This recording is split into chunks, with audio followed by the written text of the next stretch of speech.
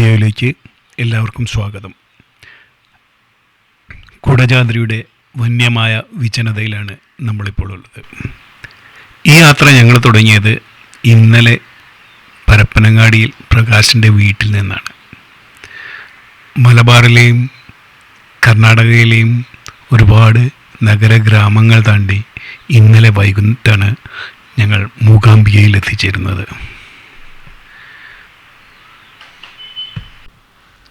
വരൂ, നമുക്ക് ആ കാഴ്ചകളിലേക്കൊന്ന് തിരിച്ചു പോകാം.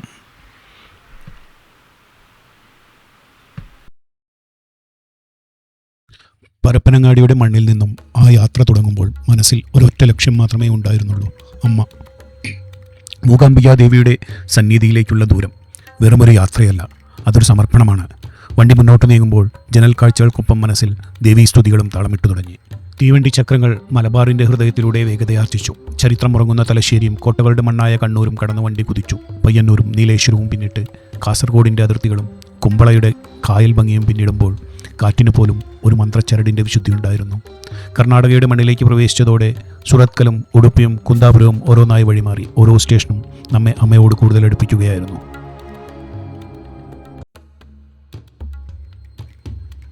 ഒടുവിൽ കാത്തിരിപ്പുകൾക്ക് വിരാമമിട്ട് ആ ബോർഡ് തെളിഞ്ഞു: ബൈന്ദൂർ, മൂകാംബിക റോഡ്. വണ്ടിയിൽ നിന്നിറങ്ങുമ്പോൾ ആകാശത്ത് തൊട്ടുപോലെ സൂര്യൻ തിളങ്ങുന്നുണ്ടായിരുന്നു. ബൈന്ദൂർ റെയിൽവേ സ്റ്റേഷൻ്റെ പടികളിറങ്ങി ഞങ്ങൾ പുറത്തേക്ക് നടന്നു. 1500 രൂപയ്ക്ക് ഉറപ്പിച്ച ഒരു മാരുതി ഡിസയർ ടാക്സിയിലാണ് ഞങ്ങളുടെ തുടർന്നുള്ള യാത്ര. കർണാടകയിലേക്ക് തീർത്ഥാടനത്തിന് പോകുന്ന മലയാളികൾക്ക് ഏറ്റവും പ്രധാനപ്പെട്ട യാത്രാ ഇടനിലമാണിത്. കേരളത്തിൽ നിന്ന് ട്രെയിൻ മാർഗം മൂകാംബികയ്ക്ക് വരുന്നവർക്ക് ഇറങ്ങുന്നത് ബൈന്ദൂർ മൂകാംബിക റെയിൽവേ സ്റ്റേഷനിലാണ്. ഏറ്റവും അടുത്ത സ്റ്റേഷൻ ഇതാണ്. ഇവിടെ നിന്ന് ഏകദേശം 30ഓളം കിലോമീറ്റർ ദൂരം സഞ്ചരിച്ചാൽ കൊല്ലൂർ ക്ഷേത്രത്തിലെത്താം. സ്റ്റേഷനിൽ നിന്ന് കൊല്ലൂരിലേക്ക് ബസ്സും ടാക്സിയും ലഭ്യമാണ്. കാത്തിരിപ്പിൻ്റെ നിമിഷങ്ങൾക്ക് വിരാമമിട്ടുകൊണ്ട് ഞങ്ങളുടെ ടാക്സി ലക്ഷ്യസ്ഥാനത്തേക്ക് നീങ്ങിത്തുടങ്ങി. ജനാലയ്ക്ക് പുറത്ത് കർണാടകയുടെ ഗ്രാമീണ ഭംഗിയും പച്ചപ്പും ഒന്നിനൊന്ന് മാറി മറിഞ്ഞുകൊണ്ടിരുന്നു. ബൈന്ദൂരിൽ നിന്ന് കൊല്ലൂരിലേക്കുള്ള ഈ പാത വെറുമൊരു റോഡല്ല, പ്രകൃതിയും ആത്മീയതയും ഒന്നായി ലയിക്കുന്ന ഒരു പുണ്യവഴിയാണ്. ഒരു വശത്ത് പശ്ചിമഘട്ട മലനിരകളുടെ വന്യമായ ഭംഗി, മറുവശത്ത് വനപ്രദേശങ്ങളുടെ നിഗൂഢമായ ശാന്തത. വണ്ടി മുന്നോട്ട് പോകുന്തോറും അന്തരീക്ഷത്തിൽ ഒരു പ്രത്യേക പോസിറ്റീവ് എനർജി നിറയുന്നത് ഞങ്ങൾക്ക് അനുഭവിക്കാൻ കഴിയുന്നുണ്ടായിരുന്നു. ഓരോ വളവും തിരിവും നമ്മെ എത്തിക്കുന്നത് ജ്ഞാനത്തിൻ്റെ ദേവത ഉൾക്കൊള്ളുന്ന ആ സന്നിധിയിലേക്കാണ്. സൗപർണിക ഒഴുകുന്ന മണികണ്ഠൻ തപസ്സനുഷ്ഠിച്ച ആ പുണ്യഭൂമി കൊല്ലൂർ ദേശം ഇതാ. ക്ഷേത്രഗോപുരത്തിൽ ഇരുൾ വീണിരിക്കുന്നു. യാത്രയുടെ ക്ഷണമെല്ലാം ഒരു നിമിഷം കൊണ്ട് ഇല്ലാതായി. മനസ്സ് മന്ത്രിച്ചു: ജഗദംബിയെ, മൂകാംബിയെ ദേവി, ഞങ്ങളെ അനുഗ്രഹിക്കണമേ. പക്ഷേ ഈ ശാന്തതയ്ക്ക് പിന്നാലെ കുടജാദ്രിയിൽ ഞങ്ങളെ കാത്തിരിക്കുന്ന ഒരു വലിയ പരീക്ഷണത്തെക്കുറിച്ച് അപ്പോൾ ഞങ്ങൾ ഒട്ടും ചിന്തിച്ചിരുന്നില്ല. ക്ഷേത്രത്തിനകത്ത് നല്ല തിരക്കാണ്. അധികവും മലയാളികളാണ്.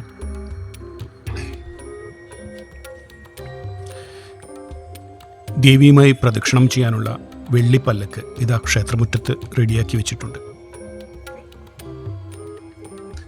ഇതാണ് സരസ്വതി മണ്ഡപം. ക്ഷേത്രത്തിലുള്ള കലാപരിപാടികളും അരങ്ങേറ്റവും എല്ലാം മുൻപ് ഇവിടെ വെച്ചാണ് നടന്നിരുന്നത്. ഇപ്പോൾ ക്ഷേത്രമുറ്റത്തുള്ള സ്റ്റേജിലാണ് അധികവും നടത്താറ്. പ്രാധാന്യമുള്ള ദിവസങ്ങളിൽ അല്ലെങ്കിൽ ആരെങ്കിലും ഉദയാസ്തമന പൂജ നടത്തുകയോ മറ്റോ ചെയ്യുന്ന ദിവസങ്ങളിലാണ് ഈ സ്വർണ്ണരഥ സേവ നടക്കുന്നത്. ഇന്നുണ്ടെങ്കിൽ ഭാഗ്യമായി അതും കാണാം.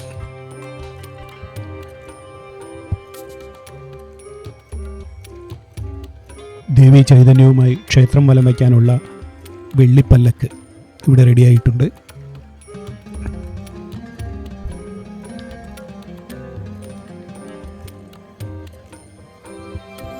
ഇത് സ്വർണ്ണരഥവും ഇവിടെ എത്തി. ഇന്ന് സ്വർണ്ണരഥ പ്രദക്ഷിണവും ഉണ്ടെന്നർത്ഥം. അത് കാണാനുള്ള ഭാഗ്യം കൂടിയുണ്ട്.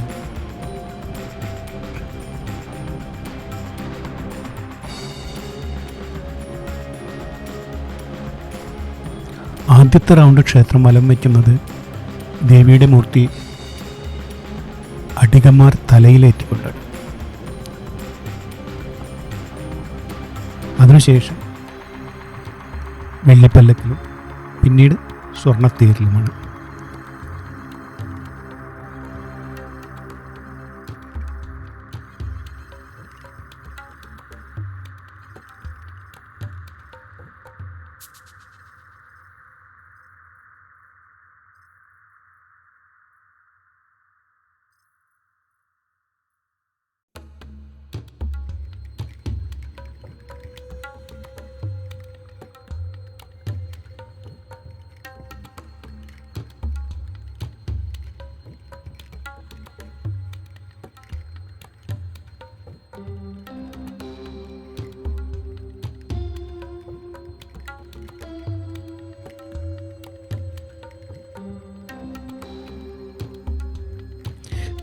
ടയർ വലിക്കാനുള്ള കയറ് പിടിക്കാനായി വലിയ മത്സരം തന്നെയാണ് അവിടെ. അങ്ങനെ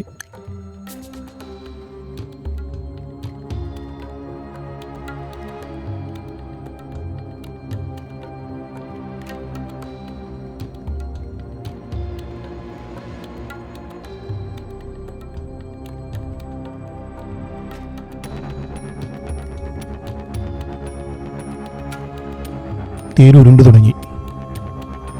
അവാച്യമായൊരനുഭൂതി. അസുലഭമായ ഈ കാഴ്ച കാണാൻ ദേവിയുടെ അനുഗ്രഹം. പുറത്ത് രാവിലെ കനം വച്ചു തുടങ്ങി. ആത്മീയമായ ഉണർവോടെ ഞങ്ങൾ താമസിക്കുന്ന റൂമിലേക്ക് തിരിച്ചു പോകാൻ.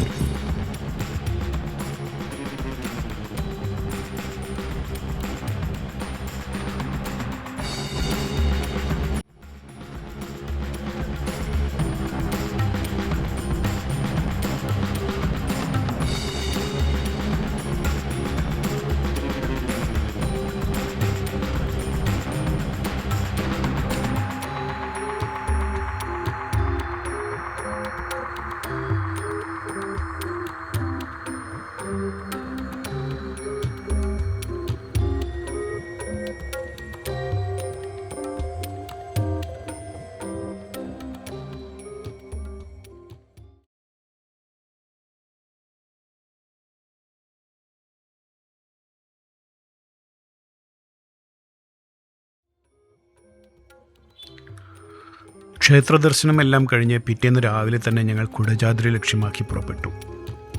കൊല്ലൂരിലെ അംബിജ ഗസ്റ്റ് ഹൗസിനടുത്തുള്ള ജീപ്പ് സ്റ്റാൻഡിൽ നിന്നാണ് യാത്രയുടെ തുടക്കം.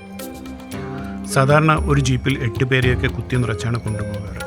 അങ്ങനെ പോയാൽ കുടജാദ്രി എത്തുമ്പോഴേക്കും നമ്മുടെ ആകൃതിയും ഭാവവും മാറുമെന്ന് ഉറപ്പുള്ളതുകൊണ്ട് ഞങ്ങൾ 3 പേരും കൂടി അല്പം ആഡംബരം കാണിക്കാൻ തീരുമാനിച്ചു. ഒരു ജീപ്പ് അങ്ങോട്ട് എക്സ്ക്ലൂസീവായി എടുത്തു. അങ്ങനെ രാജകീയമായി ഞങ്ങൾ യാത്ര തുടങ്ങി.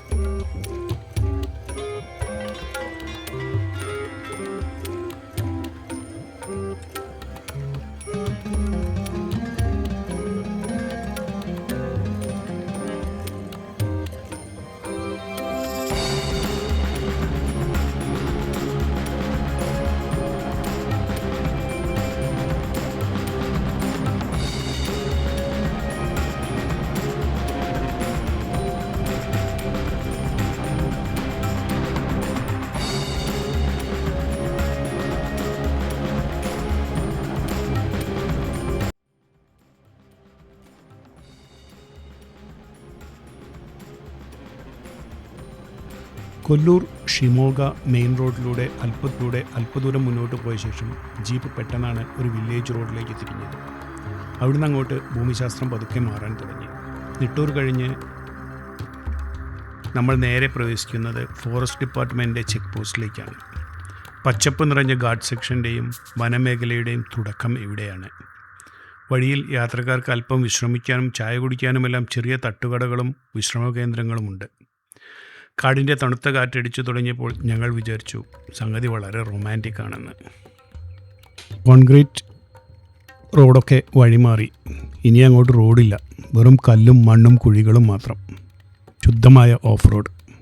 ജീപ്പ് മുകളിലേക്ക് കുതിച്ചു വരുമ്പോൾ ഉള്ളിലുള്ള നമ്മൾ സീറ്റിലിരുന്ന് തനിയെ ഭരതനാട്യവും കഥകളിയും കളിക്കാൻ തുടങ്ങും.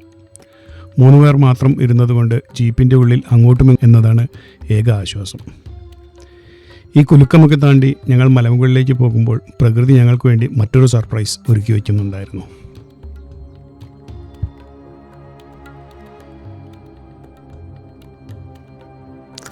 ജീപ്പ് റോഡ് ഇറങ്ങിയ ഞങ്ങളെ കാത്തിരുന്നത് കാറ്റിൻ്റെ ഇരമ്പമാണ്.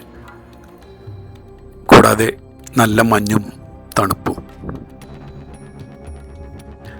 ഉരുളൻ കല്ലുകൾ നിറഞ്ഞ പാതയിലൂടെ പതുക്കെ കയറ്റം കയറി തുടങ്ങി. താഴെ നിന്ന് ജീപ്പ് ഡ്രൈവർമാർ നിരുത്സാഹപ്പെടുത്തുന്നുണ്ടായിരുന്നു.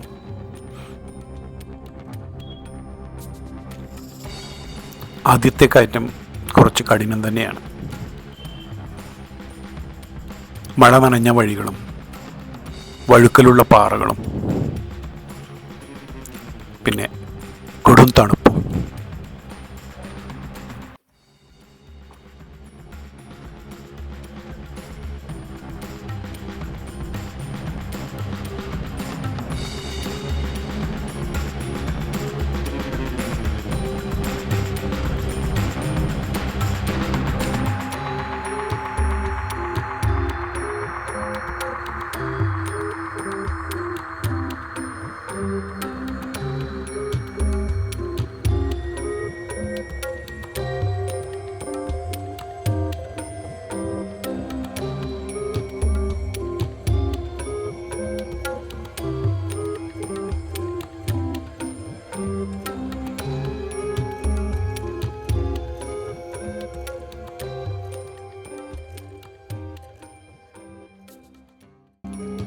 ജീപ്പ് വന്നു നിന്നപ്പോൾ മുതൽ മുകളിൽ ഞങ്ങളെ വരവേറ്റത് പ്രകൃതിയുടെ മറ്റൊരു മുഖമായിരുന്നു.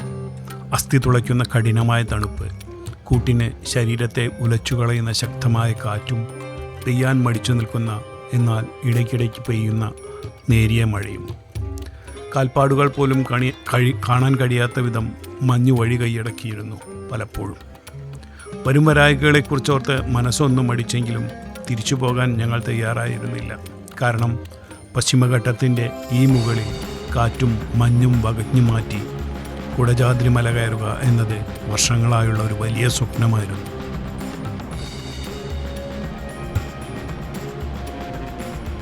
വെറുമൊരു വിനോദസഞ്ചാര കേന്ദ്രമല്ല ഈ കുടജാദ്രി. ചരിത്രവും ആത്മീയതയും ഒരുപോലെ തുടിക്കുന്ന പുണ്യഭൂമിയാണിത്. വിശ്വഗുരുവായ ആദിശങ്കരാചാര്യർ വർഷങ്ങൾക്ക് മുൻപ് കാൽനടയായി വന്ന് തപസ്സനുഷ്ഠിച്ച മണ്ണ്.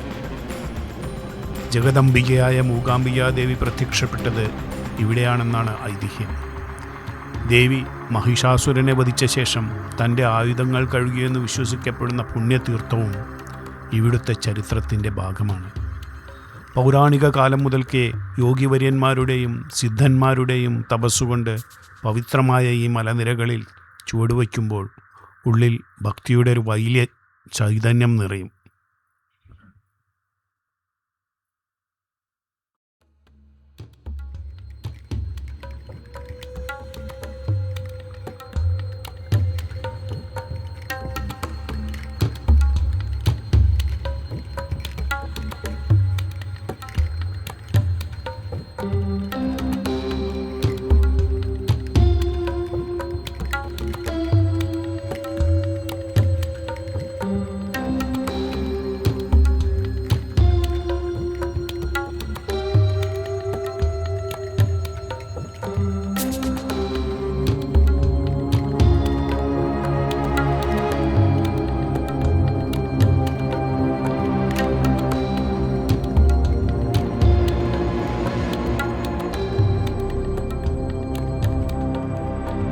ഈ നടക്കുന്ന പാതയുടെ ഒരു വശം അത്യഗാധമായ ഒരു കൊക്കയാണ്. പക്ഷെ ഇപ്പോൾ അതിങ്ങനെ മഞ്ഞ് മൂടിക്കിടക്കുന്ന കാരണം മേഘം പോലെ മഞ്ഞ് നിറഞ്ഞു നിൽക്കുകയാണ്. അപ്പോൾ അതുകൊണ്ട് നമുക്കതിൻ്റെ ആ അഗാധത അല്ലെങ്കിൽ അപകടമോ മനസ്സിലാവുന്നില്ല.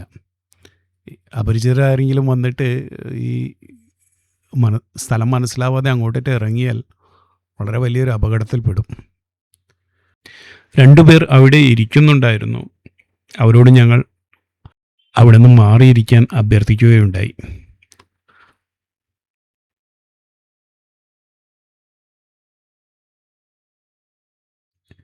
ഇനിയും മുകളിലോട്ട് കുറേ പോകാനുണ്ട്. പക്ഷേ അവിടെയൊന്നും മഞ്ഞ് കാരണം അവിടെ ഒന്നും ദൃശ്യമാകുന്നില്ല.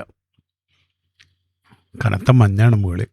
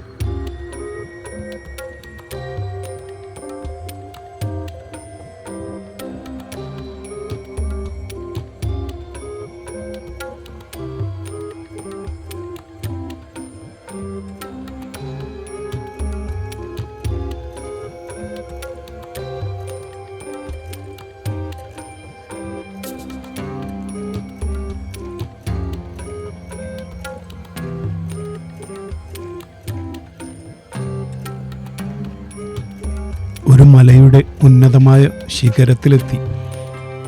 നേരത്തെ പറഞ്ഞ പോലെ ഒരു വശം അഗാധമായ കൊക്കയാണ്, മഞ്ഞു മൂടിക്കിടക്കുകയാണ് അവിടെ.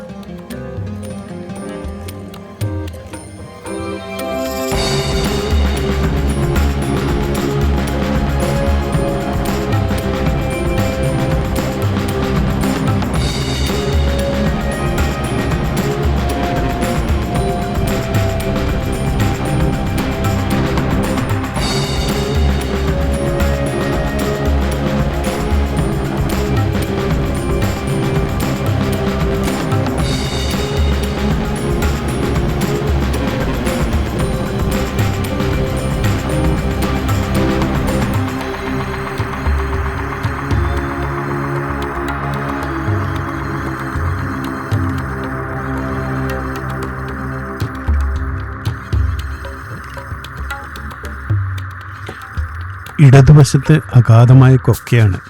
വലതുവശത്ത് കാണുന്ന ഈ കുഴികളിലൂടെ മഴ പെയ്തു കഴിഞ്ഞാൽ വെള്ളം കുതിച്ച് വരും. ഇവിടെയെങ്ങും ഒരാളെയും കാണുന്നുമില്ല. കാലാവസ്ഥ പ്രതികൂലമാണെന്ന് മനസ്സിലാക്കി എല്ലാവരും മലകയറ്റം നിർത്തി തിരികെ പോയതാണെന്ന് തോന്നുന്നു.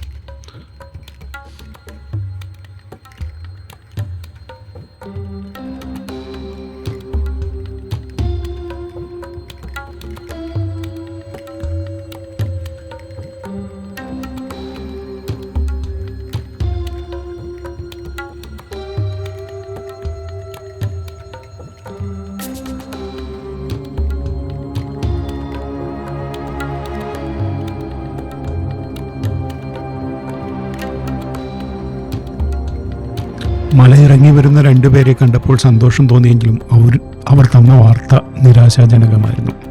അവരുൾപ്പെടെയുള്ള കുറേ പേർ അവിടെ മുകളിലേക്ക് കയറാൻ പറ്റാതെ കുടുങ്ങി കിടക്കുകയായിരുന്നു അത്രേ. അവസാനം തിരിച്ചു പോരുകയാണ്. ബാക്കിയുള്ളവരും അവരുടെ പുറകെയായിട്ട് തിരിച്ചു വരുന്നുണ്ട്.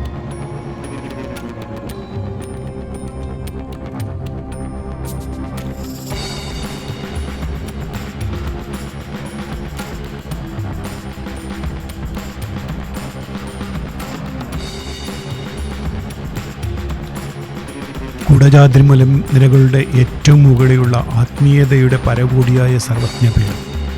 പിന്നെ സർവജ്ഞപീഠത്തിൽ നിന്ന് കുത്തനെയുള്ള കൊടുഞ്ചെരുവിലൂടെ താഴേക്കിറങ്ങി പ്രകൃതി ഒളിപ്പിച്ചു വെച്ച ശങ്കരാചാര്യർ ദേവിയെ പ്രത്യക്ഷപ്പെടുത്താനായി കഠിന തപസ്സനുഷ്ഠിച്ച വന്യമായ ഗുഹ ചിത്രമുണ്ട്. ഇത് രണ്ടും കാണണമെന്ന അതിയായ ആഗ്രഹത്തോടെയാണ് ഈ യാത്ര പുറപ്പെട്ടത്.